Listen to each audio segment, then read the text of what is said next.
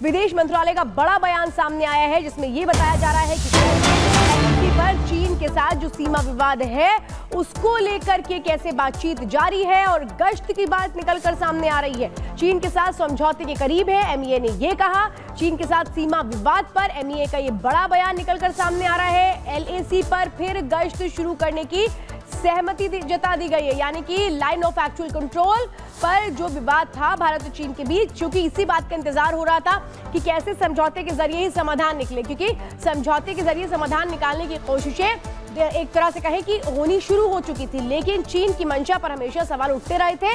इस बार ये एक बड़ा स्टेटमेंट, बड़ी कामयाबी है कि फिर से गश्त की बात निकलकर सामने आ रही है। हमने देखा था कैसे गलवान में गश्त के दौरान ही चीन ने धोखा दिया था। गलवान में कैसे घात लगा करके सैनिक बैठे हुए थे चीन के, और उसी के बाद ये बड़ा एक कदम उठाया गया था जिसमें डिसीजन लिया गया था कि अब कोई गश्त नहीं की जाएगी।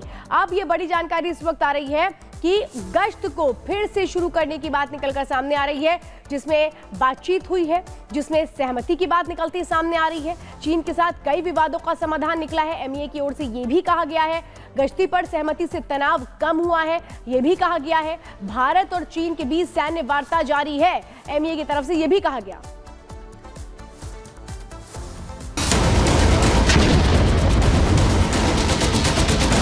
प्रशांत, जो है ब्लास्ट मामले में दिल्ली पुलिस के साथ तमाम एजेंसियां जो है इस मामले में बारीकी से जांच कर रही है। जो जानकारी है या कुछ एविडेंस जो है वो एकत्रित किए जा रहे हैं। बताया ये जा रहा है कि पॉलिथीन में रैप करके यहाँ पे बॉम्ब को प्लान किया गया था।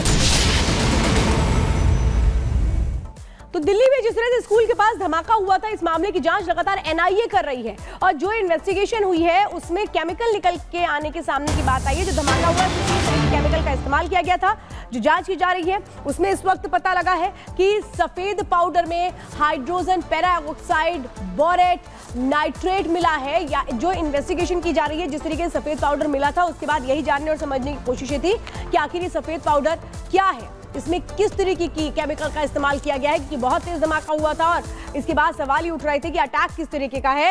ये जो अब इन्वेस्टिगेशन में निकलकर सामने आया है उसमें कई चीजें क्लियर हो रही है।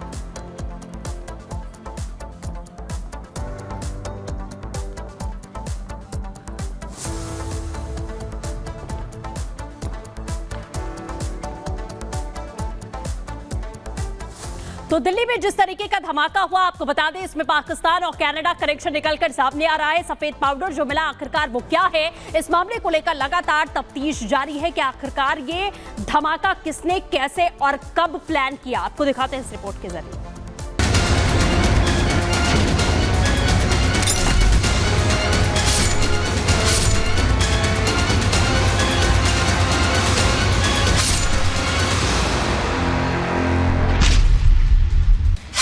दिल्ली में धमाका, कनाडा पाकिस्तान में हाहाकार। सफेद पाउडर का राज, कनाडा पाकिस्तान से जुड़े तार।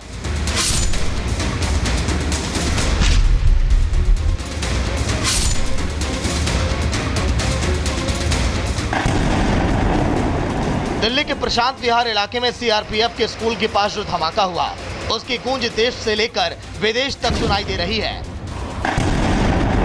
धमाके के बाद से ही दिल्ली पुलिस हाई अलर्ट पर है। एनआईए से लेकर एनएसजी तक घटना की हर बारीकियों पर नजरें गड़ाए बैठी है। लेकिन इस धमाके से जुड़ा जो खुलासा अब सामने आ रहा है, उसने देश की तमाम जांच एजेंसियों के कान खड़े कर दिए हैं। दिल्ली धमाका, कौन आका?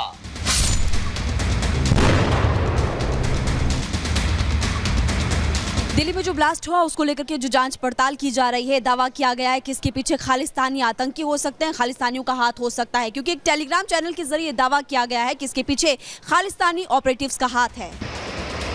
हालांकि जिस Telegram channel justice league India पर इस घटना का सीसीटीवी वीडियो डालकर धमाके के पीछे खालिस्तानी ऑपरेटिव्स का हाथ बताया जा रहा है, दावा किया जा रहा है कि उसे पाकिस्तानी खुफिया एजेंसी आईएसआई के हैंडलर चलाते हैं। बताया जा रहा है कि इस टेलीग्राम चैनल का इस्तेमाल पाकिस्तानी आतंकियों के अंजाम दिए गए आतंकी घटनाओं का अपडेट शेयर करने के लिए किया जाता है। ऐसे में कयास ये भी लगाया जाना शुरू हो गया है कि भारत विरोधी एजेंडे पर खालिस्तानी और पाकिस्तानी आतंकी संगठन एक हो चुके हैं। अब इसमें खालिस्तानी एंगल पे भी दिल्ली पुलिस की टीम इन्वेस्टिगेट करी, क्योंकि धमाके के कुछ घंटों बाद सोशल मीडिया के प्लेटफॉर्म पे एक धमाके का वीडियो अपलोड किया जाता है, एक जानकारी ली जाती है और उसमें खालिस्तानी जिंदाबाद लिखा जाता है। इसके बाद दिल्ली पुलिस की जो एक टीम है वो इस एंगल पे जांच करेगी, करने का इसमें खालिस्तानी एंगल तो नहीं हो सकता। उसको लेके सोशल मीडिया प्लेटफॉर्म टेलीग्राम को एक लेटर लिखा गया है, जिससे कुछ जानकारी जो है वो टेलीग्राम के माध्यम से पुलिस को मिल सके। लेकिन लेटर लिखा जा चुका है, लेकिन अभी टेलीग्राम की तरफ से कोई जानकारी जो है दिल्ली पुलिस को साझा नहीं की गई है।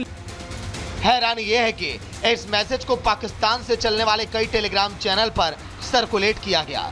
इस दावे को सर्कुलेट करने वाले ज्यादातर वो टेलीग्राम चैनल हैं जो कश्मीर में होने वाले आतंकी गतिविधियों की अपडेट भी शेयर करते हैं। तो कहीं ना कहीं ये साफ इशारा करता है कि पर्दे के पीछे भारत विरोधी एजेंडे को लेकर खालिस्तानी और पाकिस्तानी अब एक हो चुके हैं। दिल्ली में जो ब्लास्ट हुआ उसके पीछे खालिस्तान को जिम्मेदार ठहराया जा रहा है, लेकिन जिस चैनल के जरिए इस बात की जानकारी दी गई है, कहा यह जा रहा है कि वो पाकिस्तानी खुफिया एजेंसी ISI चलाती है। यानी कि हो सकता है कि इसके पीछे पाकिस्तान का भी हाथ हो और जानबूझकर गुमराह करने की कोशिश पाकिस्तानी आतंकी कर रहे हो।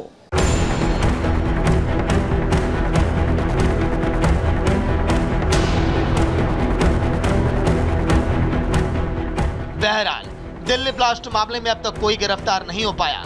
हाँ, केस में कई एंगल सामने आने के बाद जांच एजेंसियां जरूर इस मामले की हर पेचीदगी को सुलझाने में लगी हैं, लेकिन जिस तरह से इस केस के तार उलझे हुए दिखाई देते हैं, ये कहना गलत नहीं होगा कि दिल्ली ब्लास्ट की साजिश गहरी है। Bureau report, Republic media.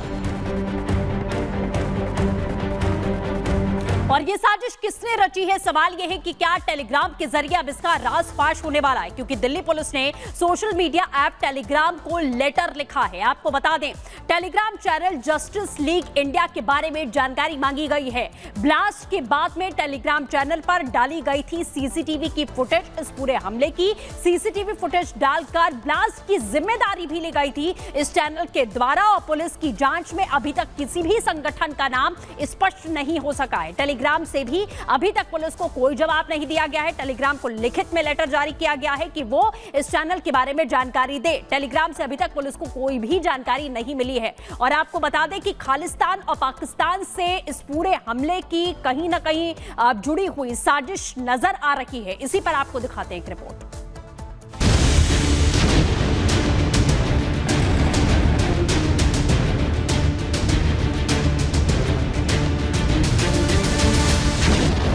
धुएं का गुबार,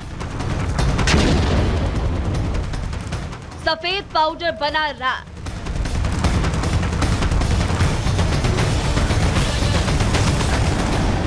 दिल्ली के रोहिणी के प्रशांत विहार इलाके में स्थित सीआरपीएफ के स्कूल की दीवार के पास रविवार सुबह धमाका हुआ।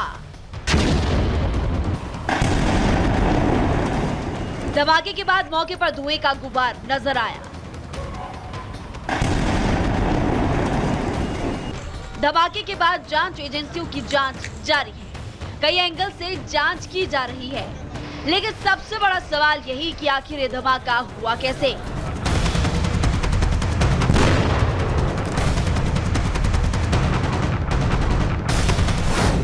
क्योंकि मौके से ना टाइमर, ना डेटोनेटर, ना कोई मेटल, ना कोई इलेक्ट्रॉनिक डिवाइस मिला। मौके से मिला है तो सिर्फ सफेद पाउडर, और इसी सफेद पाउडर के कारण ये धमाका रहस्यमय हो गया है। यही कारण है कि जांच एजेंसी इस धमाके की जांच आतंकी हमले के एंगल से भी कर रही है। सबूत के नाम पर जांच एजेंसियों के पास सिर्फ सफेद पाउडर और सीसीटीवी फुटेज है, और इसी के सहारे आगे बढ़ रही है जांच।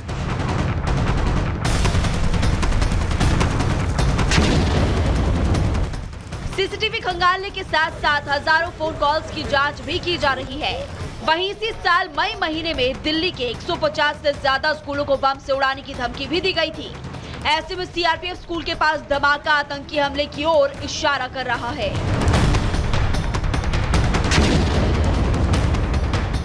और इसी बीच खबर है कि सीआरपीएफ स्कूल के पास हुए धमाके की खालिस्तानियों ने जिम्मेदारी ली है। सूत्रों के मुताबिक टेलीग्राम पर जस्टिस लीग इंडिया ग्रुप पर उनका मैसेज आया। इसमें कहा गया है कि वो किसी भी समय हमला करने में कितने सक्षम है, फिलहाल जांच एजेंसियां मैसेज की जांच कर रही है। वहीं एनआईए और एनएसजी की टीम ने भी जांच शुरू कर दी है। मामले को लेकर गृह मंत्रालय ने दिल्ली पुलिस से रिपोर्ट मांगी।